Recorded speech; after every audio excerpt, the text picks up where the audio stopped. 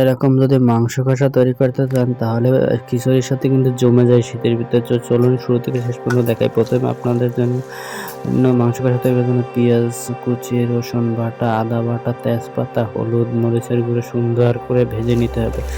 Brown colour হওয়া পর্যন্ত ভেজে নিয়ে তারপর আপনার মশলা বাটাটা দিয়ে তারপর সুন্দর করে কিছুটা ব্রাউন কালার নিয়ে তারপর কিছুটা পানি ঢেলে দিয়ে দিতে হবে। পানি ঢেলে দেওয়ার পর সুন্দর করে মিক্স করে তারপর ম্যারিনেট করা মাংসটা সুন্দর করে কষা মাংস ম্যারিনেট করা মাংসটা সুন্দর করে ঢেলে ভালো করে কষিয়ে নেবেন। কষিয়ে নেওয়ার পর আর মিনিমাম ১০ থেকে ১২ মিনিট কষিয়ে নেওয়ার পর সুন্দর করে দেখবেন যে কিছুটা কালারটা বাদামি কালার ধারণ করছে। তার কিছুক্ষণ পর আপনারা এর ভিতরে পানি এড করে দিবেন। তারপর এই যে সুন্দর করে পানি হালকা এড করার পরে এই যে সুন্দর করে জিরে বাটা, তারপর দারচিনি বাটা গুঁড়ো সুন্দর করে দিয়ে এভাবে তৈরি করে নিতে পারেন কষা মাংস। ভিডিওটা কেমন হলো তো বন্ধুরা কমেন্ট বক্সে জানিয়ে দেবেন। তো এরকম